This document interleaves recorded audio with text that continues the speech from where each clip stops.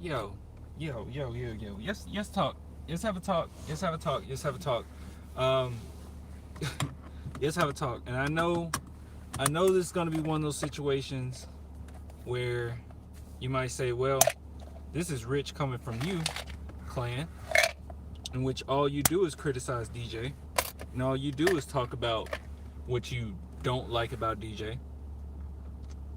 But I need to say this. Can we lay off of DJ? Just a little bit. Just lay off of DJ because one criticism I've been seeing, and don't get me wrong, I did not catch the full game.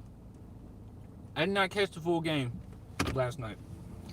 I caught the fourth quarter, and I saw the okay, terrible turnover from DJ last night. And I understand.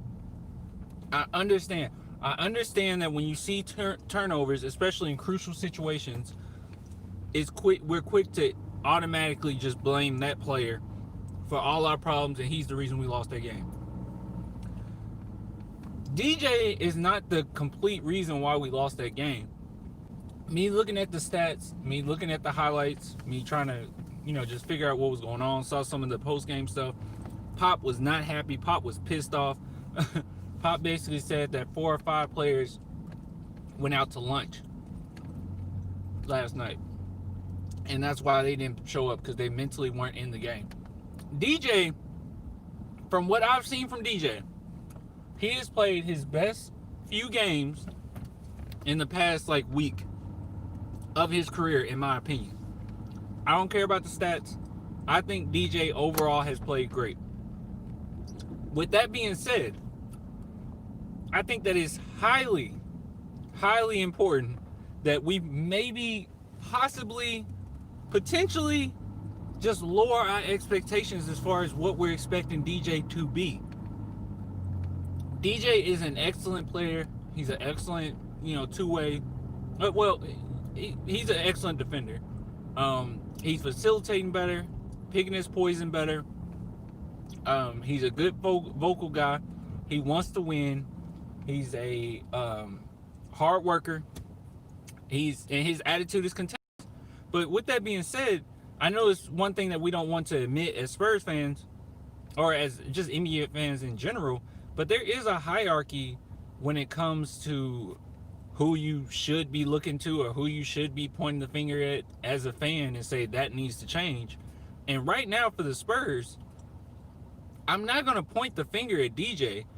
If I had to point the finger at anybody on the team as far as the players, it would have to be the vets. It would have to be the vets, because DeJounte Murray, don't get me wrong, at this point in his career, I guess he would be considered a vet, kind of. Not really.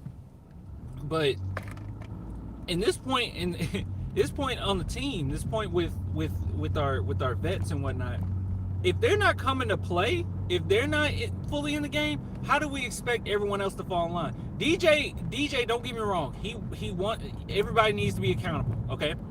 But if the only person is keeping a player accountable, it's a team sport. If the only person is keeping a player accountable is himself and the coach, that's not going to do anything. And DJ, I don't think, as far as our expectations, I don't think DJ is going to be a superstar. I think DJ can be a solid Spurs player. And I think that's what he is. He's going to be a solid Spurs player. Keldon Johnson, on the other hand, he can just motivate himself. He's in his own realm right now, and he could potentially end up being a star. I'm starting to see it more and more every time he plays. He could potentially be a star. But with that being said, Keldon Johnson obviously didn't motivate the rest of the team to play better or be mentally prepared in the game. Why is that? Because he's a young player, because he's a second-year player, and most of these teams in which the team is motivated, it's usually guys that have already been in the league, guys that have done something, guys that are vets. And when you have your vets and your leaders being people like LaMarcus Aldridge and Rudy Gay, and I give DeMar DeRozan a big pass, because it seems like he's been going through some stuff with his dad. I give him a huge pass, so I'm not going to even talk about DeMar really. But when you have your vets not showing up or playing half-heartedly, that's an issue. When you have LaMarcus Aldridge, and I'm being completely completely real here. When you have LaMarcus Aldridge in the playoffs in a game, I'm not over this because I think that this one incident kind of shows at the core what we're dealing with as far as our leaders are concerned. When you have LaMarcus Aldridge in a game 7 against a really young team and he doesn't know to foul at the end of that game, and everybody on the team is yelling foul. Now, he can't hear him. It's a loud crowd, I understand. But he literally didn't know what to do. He let the time run off the clock to the point where Popovich is jumping up and down going crazy. After the game, they interviewed LaMarcus Aldridge, and it sounded like he didn't even care. And he said, I should have fouled, but I didn't. That was his quote. I should have fouled, but I didn't. It's like, oh, okay. So what I'm saying is, this is what we're dealing with as far as we're going to have inconsistencies this season because our vets. So stop pointing the finger at DJ. It's not 100% DJ's fault. Did he make a mistake at the end of the game? Yeah, he did. He did. But also, it looked as if DJ was expecting LaMarcus Aldridge to be behind the three-point line, in which he wasn't. I don't know what happened with the play, but that's what it looked like. Okay, that's what it looked like. And it ended up just looking uglier than it was. But I think DJ had an expectation for where LaMarcus Aldridge was supposed to be, and LA was not there. Now, I'm not sitting here just fully pointing the finger at LA. I'm pointing the finger as a whole at our vets because they are not inspiring anybody. Keldon Johnson is too young to inspire. And I know that sounds weird, but when you have that many vets on a team like this, it's going to be hard for him to inspire the vets to do something. I think DJ is fine. I think DJ has played fine. I'm not going to point the finger at him this game. It is not DJ's fault. Lower your expectations for what you're expecting DJ to be. He is going to be a solid player, and that's what he is. And that's what we need him to be, and that's perfectly fine. You know how much I love Derek White. I'm not expecting Derek White to be a superstar. I don't think Derek White will be a superstar. If later down the line and we're expecting Derek White to be the star of the team, we're screwed because I don't think Derek White can be that. But that's not insulting the man. That's just being real. I think Derek White is a super good player. I think DeJounte Murray is a super good player. But we got to stop pointing the finger so quickly at DJ. Like, what? Why are we pointing the finger at DJ in this game? Why? Yeah, he should have showed up. Sure. Yes, it's that motto of, well, you know, everybody is their own man. They need to come out and play. They get paid. Look, man, it is a game. It is a game of emotion. It is a game of teamwork. And when you have your vets that aren't showing up, because there is a hierarchy to this thing, man. I look at from the top down. Are the front office doing their part, their job? Boom. Our front office is doing their job. They did a great job. So front office is doing their job. Then you go down to coaching. For the most part, Popovich at this point is beyond criticism. I criticize Pop here and there, but at the same time, he's still Pop, right? So whatever he says goes, and the players need to get in line. And Popovich is going to do enough in a game for you to win. He just is. And a lot of people were blaming Popovich for having vets in the game near the end. And it's like, I want to do that. I want to blame Pop for that. But if we really think about it,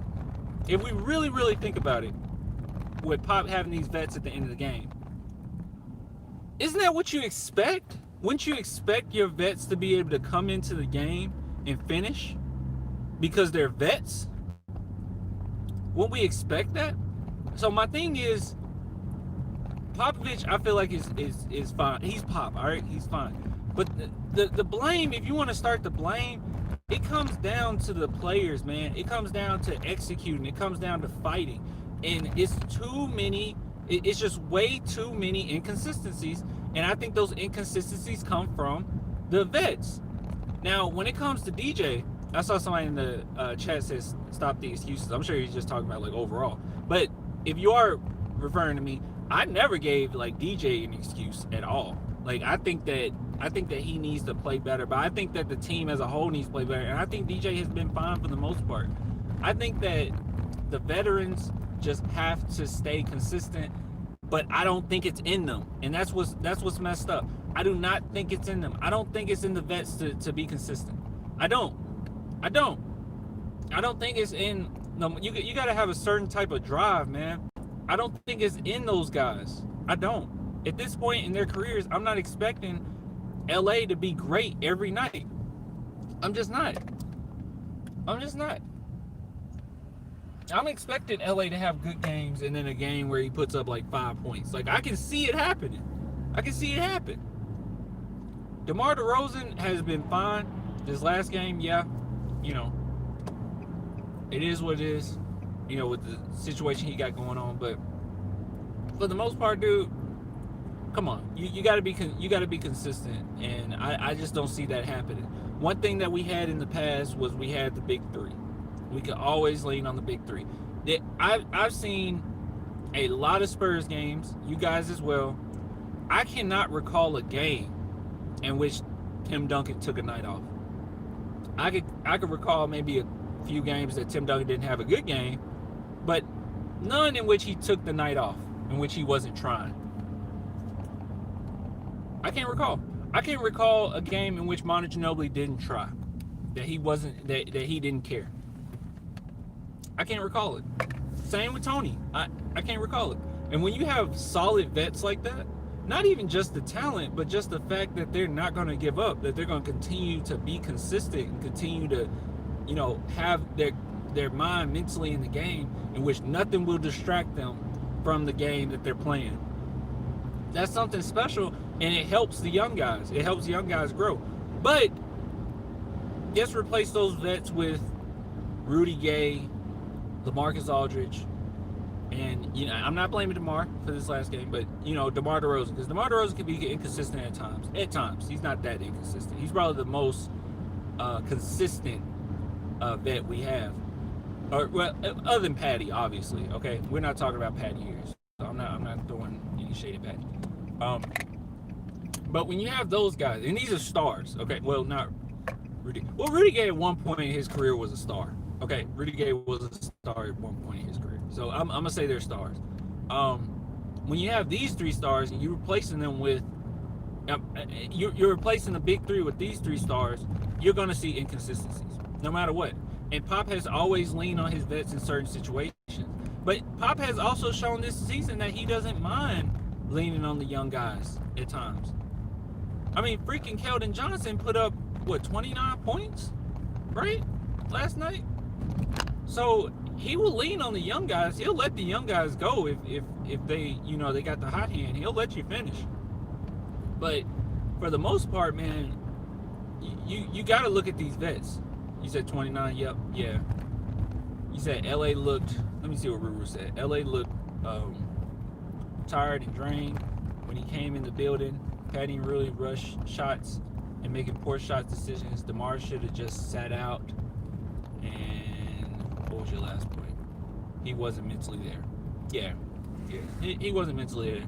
But I will say DeMar did put up because he didn't have that many points, but he put up like 10 points in the fourth, right? Yeah, but he wasn't there.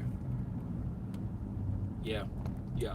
I mean, I understand, but tired and drained and all this, it's like, man, you're an NBA player, bro. It's like, no. I refuse to. Who isn't tired and drained? You've been doing this for a very long time. Who isn't tired and drained? Like, I don't know. It just seems like sometimes they take a night off. And they really did it. And I'll tell you one of the main reasons they did it, why they took a night off. It was intentional, okay? I think they intentionally did it because mentally they just weren't playing that hard. I think they did it because they just underestimated the Rockets. But that goes back to last season of playing to your competition. I'm tired of seeing us play to our competition. We are so much better than this. The fact that they didn't have John Wall, the fact that they just got done doing a big trade, so they didn't have their players, Depot, the fact that they didn't have anybody but Boogie and Christian Wood, that's pathetic. Did Boogie play? Yeah, Boogie played. But that's pathetic. It's pathetic.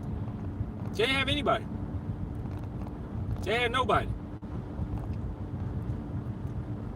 It's ridiculous, bro. Like, seriously, I just want the Spurs. Look, I just want the Spurs to focus. Just focus in and play every game like you're going against the Clippers. Can you do that? Just play every game like it's a team that's a threat. Don't. Why are you underestimating team? And honestly, the whole thing about LA being drained and tired, and the team being tired, vets being tired, and all this.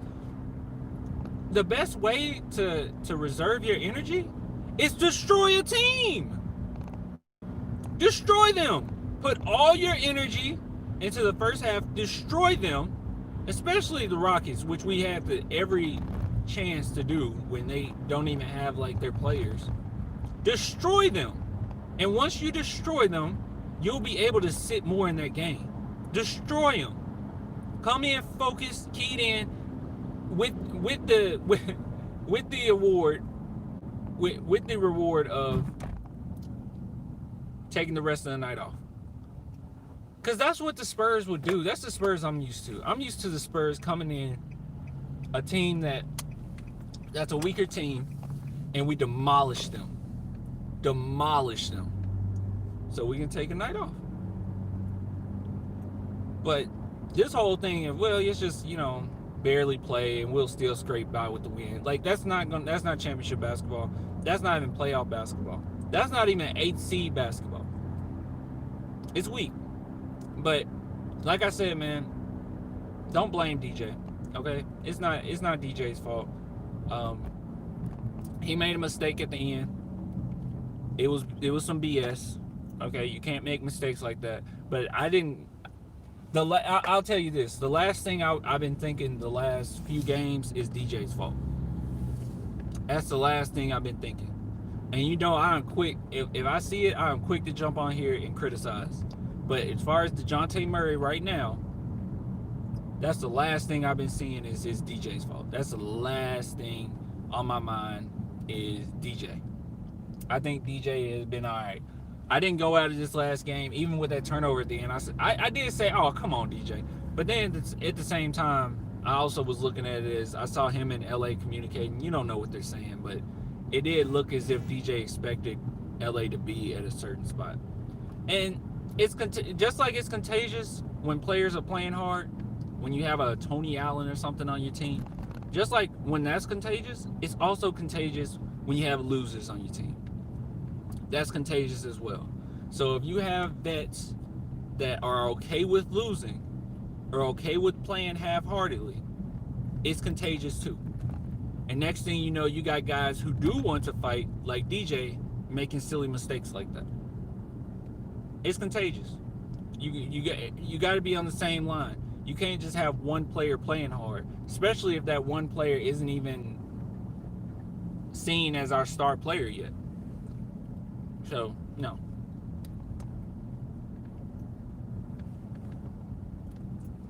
What's going on? Guys knew the Rockets were going to come in with energy as Harden is gone, but we didn't respond to the punch. We were cold shooting. Yeah. Dude. Like, it doesn't matter. It doesn't matter. If we come with the same intensity every single night, the same hard-hitting intensity like we're in the playoffs, if we come with that intensity, we're going to be able to take nights off. We'll be able to have the third and fourth quarter off, or vets to be able to sit a little bit more. You'll get to have that. But when it comes to the Rockets, like, yes, the Rockets came with intensity, but they still weren't more talented than the Spurs. They are not more talented than the Spurs, okay? They are not more, even without Derek White, they are not more talented than the Spurs. Jakob hasn't been playing to the degree that he's capable of. I don't know what happened to my boy Jakob's swagger. He got the contract, so I don't know if he's just not happy with San Antonio. I don't know. I'm not going to just speculate, but I don't know, because I think that's weird, because he was great, just a season ago, in my opinion. I thought he was awesome. But he's not playing consistent. I don't even think Lyles played last night. But then on top of it, it's just a lot of, like, I don't know, man. It's just a lot of me expecting more from the Spurs and just not getting it. But as far as going against the Rockets, if we brought the same intensity that we do against harder teams, we would beat them. We have more talent. You know what? We don't really, like, people don't talk about this, okay? And this is part of the reason why we got a nationally televised game, because I think people are starting to take notice. But the Spurs have one of the most talented teams in the NBA. They do. It's just up here where we're not the most talented, because that's a talent as well, staying mentally engaged every single game. But it's something about that, something special about that. But we have one of the most talented teams in the NBA. We really do. We really do. And a lot of these games we go in, and sometimes I see Spurs fans commenting, or even in the group chat talking about, well, I'm not expecting to win this one, or we can't beat this team. And it's like, bro, we got a lot of talent. It's just a matter of executing. I mean, we got a lot of talent. Like Patty Mills is a low-key star. Low-key, very low-key. If Patty Mills had to run the show for a team and be their main guy, he will rise to the occasion. The only thing that limits Patty Mills is his size. But Patty Mills is a low-key star. So you got a guy with high intensity like Patty Mills, or who's capable of it. You have LaMarcus Aldridge, who's a top-scoring big man of all time. You got DeMar DeRozan, who is a underrated facilitator. And at the end of the game, it should have went in, by the way. That was a really good shot. A pretty good finisher. Been doing it for a very long time. Good around the rim. Good mid-range shooter. Capable of shooting threes that he's shown this season. And then you got DJ, who's an excellent defender. You have Keldon Johnson, who's an excellent defender and great around the rim. You have Vassell, who's already shown he's an excellent defender. You got Jakob, who's an excellent defender, or should be. I don't know what's going on with him right now, but he is an excellent defender. Good screener, pick and roll type guy. You got Lonnie Walker, who can take over a game. So you have enough talent there to finish. And when a lot of people say we need big men, we need more big men, we need better big men, it's like we have big men. We have good big men. Yeah, exactly. Rue said we need Eubanks back. We not only do we need Eubanks back, we need Eubanks. Like Eubanks, we have Eubanks, right? But we need Eubanks back. Like we need bubble Eubanks back. Like we don't just need Eubanks on the court. We need that old Eubanks, the Eubanks that we know can play very well. So, yeah, look, guys, I think that we're gonna be fine. Okay, I say all that to say this. I think we're gonna be fine. For the most part, I'm happy with the Spurs. Like, I'm not just gonna flip out from one loss, but let's just see if they can keep it consistent. But one thing we don't need to do is blame DJ in this situation. I think DJ is fine right now, and he don't deserve all the hate. So we'll see what happens. If you could please give us a like, subscribe, turn notification bell on, as well as okay, he's on COVID protocol for a week. Eubanks on COVID protocol for a week. I didn't know that actually. But yeah, if you guys could give it a like, subscribe, and join the group chat. Okay, I got the link below. I got it labeled as Flick group chat, I believe. So join that. We're at 965 people. I want to get to 1K in a week if we can do that. And join it also because I'm doing a giveaway, and I'll probably be doing that Sunday. Recording it and putting it out there, letting people know who won. I'll probably be doing that Sunday. But if you go into the group and you go to the giveaway section, it's like the Spurs basketball giveaway. Go to that section and you'll see what to do in there. It's like super easy. But you can only do it if you're in the chat. So I'll get with you guys later. Till next time, deuces. Make sure to join the Flick group chat, and peace.